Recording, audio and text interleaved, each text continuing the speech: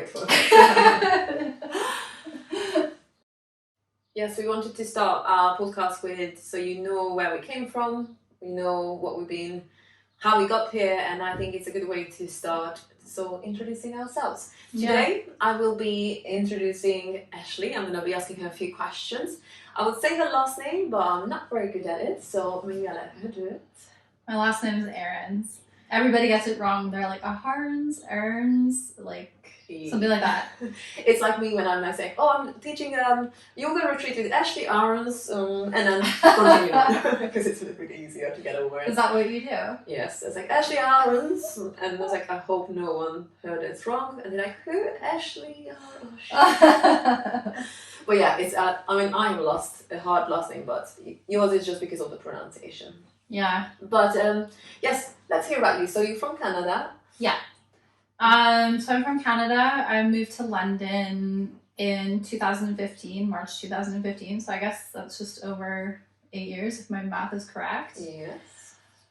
Can't believe I've been here for that long. It's been a wild ride and moved really fast. I'm from around Calgary, specifically Red Deer, Alberta, if anyone is familiar with Canadian geography and locations. It's very country, it's very like blue collar, redneck, and those are my roots. Well, that's good. Country vibes. And did you start practicing in Canada or somewhere else? Yeah, I started practicing in Canada in 2010 or maybe 2009. I forget exactly when I went because I don't really count the first time I went to yoga as my beginning of yoga because I never stuck with it. The first time I went to yoga, I was working at the Cross Cancer Institute, which is a research hospital for cancer in Edmonton, Alberta, where I went to university. I graduated with a genetics degree and was doing a thesis afterwards, and then ended up in the clinical trials department at the Cross Cancer Institute. Impressive. And yeah, well...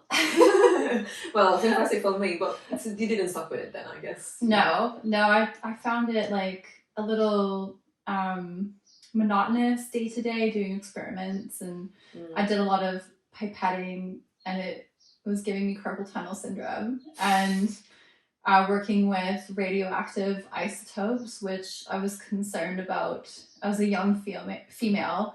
Absorbing it, or... Yeah, it can... If you are exposed to a lot of radiation, it can affect your fertility and a lot of your health. So I wasn't loving it. And then when I moved into clinical trials, I remember one of the ladies I worked with, she asked me to go to a yoga class with her and sign up for a beginner's course. And I guess, I should really thank her. Her name's Lindsay. I think it was a 5-week course, like every Wednesday. And okay, so it's a whole deal in, so it's no going out. You have to, it's a whole course. So did you do all the classes? No. Oh. I think I did the first 2. Did you not like it, or? I didn't like it. Fair enough. So that's your first experience of yoga, like you were not really sure you liked this. Do you know why, or was there a reason? I remember it was really hard, like downward dog I found excruciating. Even child's pose, like I was so stiff, and I just found it really, I don't know, weird. And I thought they were praying. I thought the Om was a bit weird. I'm like, these people are in a cult, and this is very bizarre because I came from such a strict science background, and it was just a lot of, I don't know, spiritual talk, which I wasn't comfortable with because I was at that time, into atheism, and I was reading a lot of what's his name, Richard Dawkins. Okay. Yeah, I was like really into reading his books on atheism. I'm like, yeah, this is me. I totally resonate with this. I am not into religion. I don't believe there's any like afterlife or anything. It was very like, we're cells, we are matter, we decompose at the end of our life. And then when I went to yoga and they were doing things that I associated with religion, I was a bit put off with it. And to be honest, like I skipped the 3rd and 4th and 5th classes because I was just tired after work and I didn't really want to go because I found it too hard.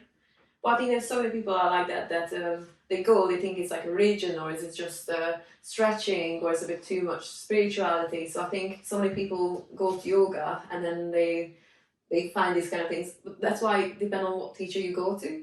Yeah. And also it's hard because people just go like, oh, it will be easy. I'm like, oh, actually, this is not easy, and and you can't do so many things, and it makes you feel self-conscious. So I think it can be very intimidating, especially if you've never done it. Yeah, for sure. So did you go back to practice after, or how did you go back to? Yeah. Well, that's an interesting turn of events there.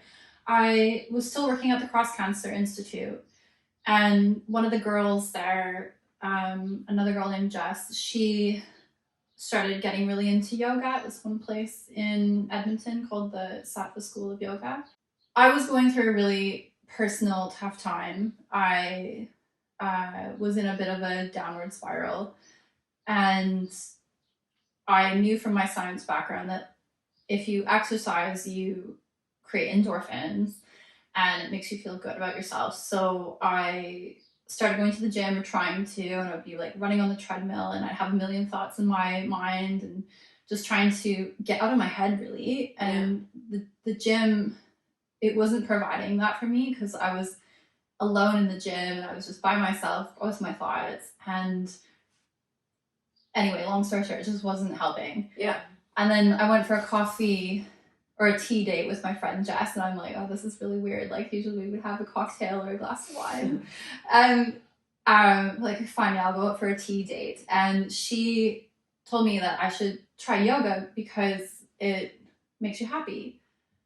And I was thinking about my first experience, and like, oh, I don't know. And like, how would yoga make you happy? Like, I don't really understand. Like, why is it different than exercise?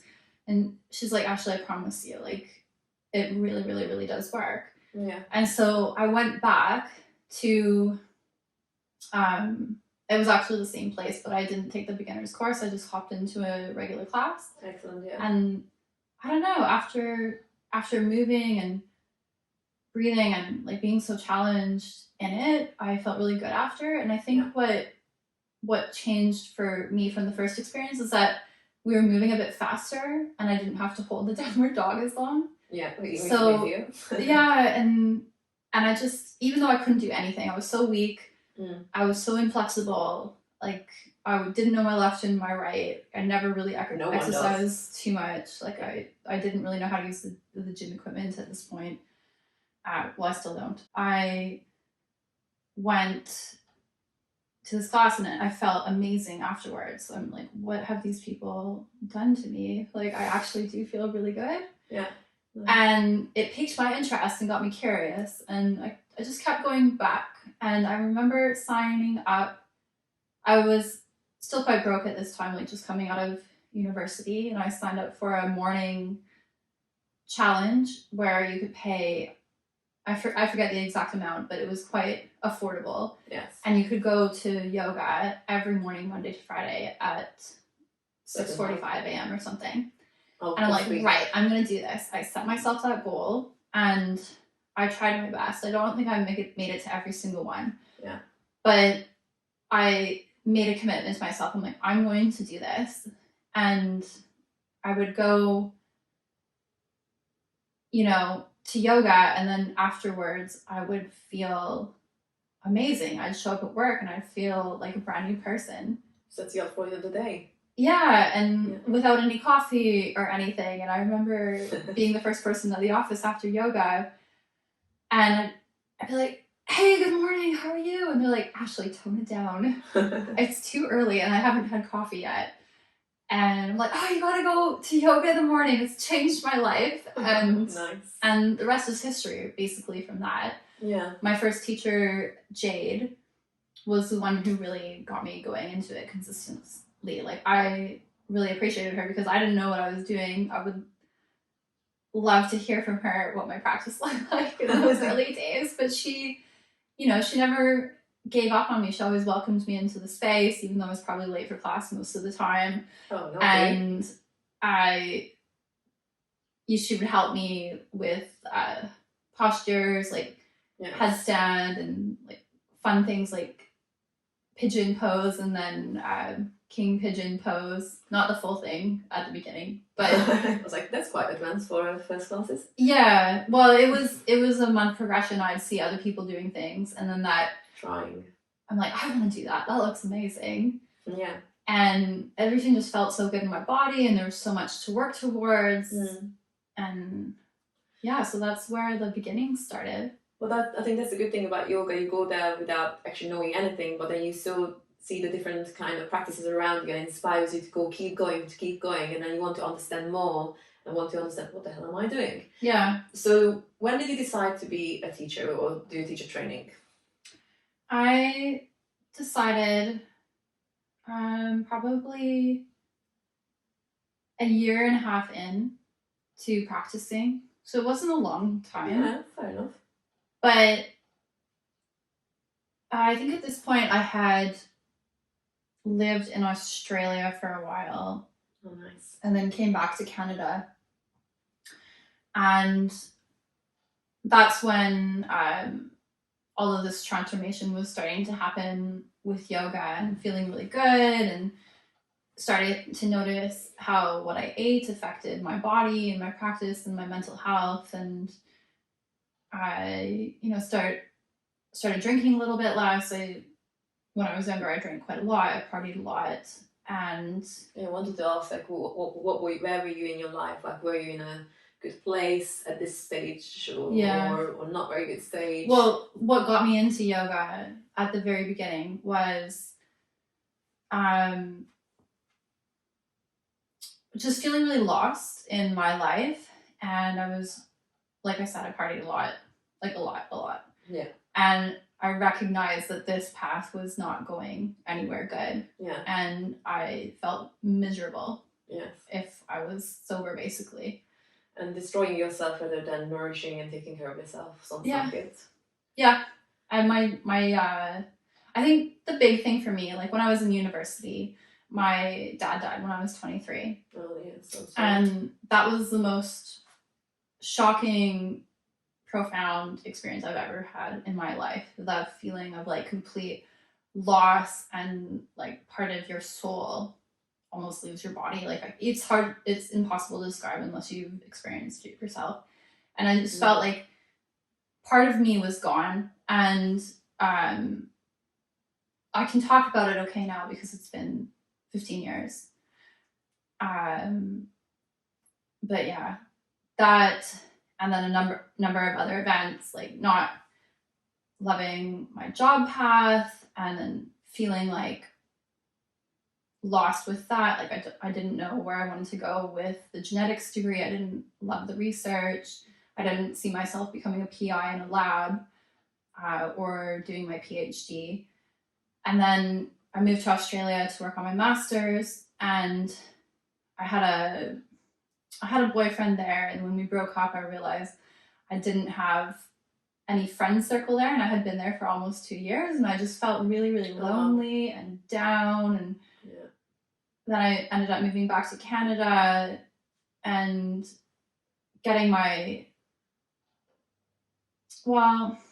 felt home when I was back in Canada, which I was missing in Australia. Yes. And then I started working as a receptionist at a place, and I was just like felt lost, I guess, because I was doing a job way below my educational qualifications. And just doing it for the money and just do something, not actually want to be there. At such a young age, it's hard. Yeah, I think I was like 26 at this time too, so it was like approaching 30, and I felt like, holy shit, like I am not doing anything with my life. Like, what am I actually doing? And this is when all the yoga started to enter my life, and the healing, because I needed it. And then the inspiration for going to yoga teacher training was how the practice had totally changed my life, and in my view had saved me. Yeah, because I didn't know what, if I had continued down the path I was going down, where would I end up? Like, I was concerned.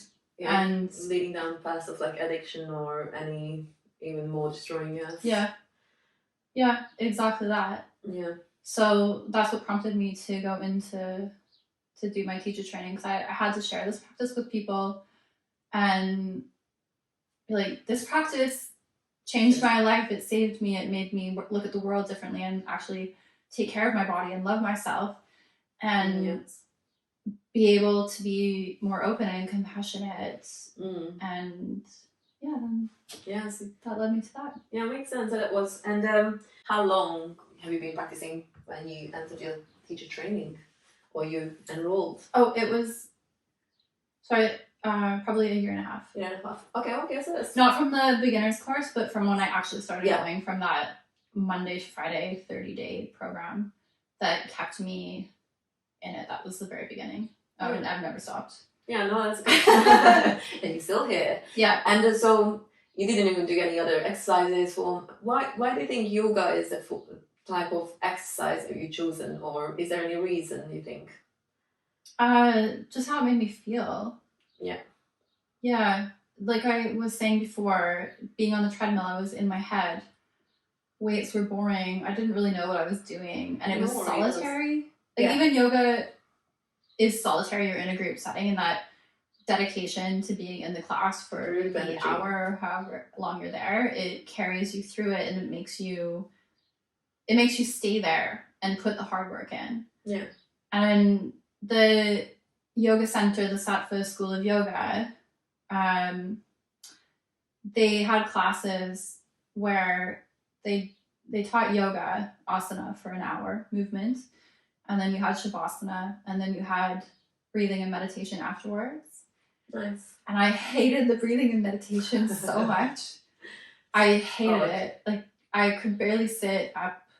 My body was in so much pain being seated. I'm like, oh God, how long is this? Like I peek open, like this teacher's still talking. When are we done? Like how much longer? And I couldn't sit with myself. I couldn't sit with my thoughts. Yeah. But being forced into that and like feeling like I couldn't leave the room made me start to appreciate it.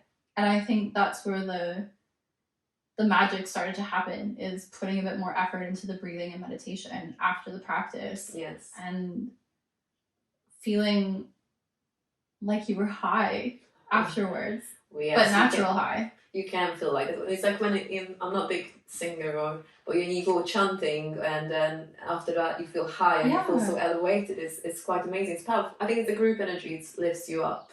It's quite powerful and amazing. But also it shows us that how the things that challenge us, that's the things we didn't actually need. So your body was like, oh, this is shit, but I'll stick to it. So well done for sticking to it. And is there any practice you prefer, or if there would be one practice you could choose for the rest of your life, what would it be? Ashtanga. Nice. Yeah. I mean, we can talk about Ashtanga. It's right behind us. Oh yeah, a big poster. Yeah. Okay, Ashtanga. Would you do all the series, or just want the primary series, or the series? Well, I'm working into the intermediate now. I don't really know if I want to. I don't have like grandiose wants or desires to do like 4th and 5th series. Okay, fair enough. The postures you can explore in the rocket sequence, which I know is kind of not the Ashtanga method where you have to work. I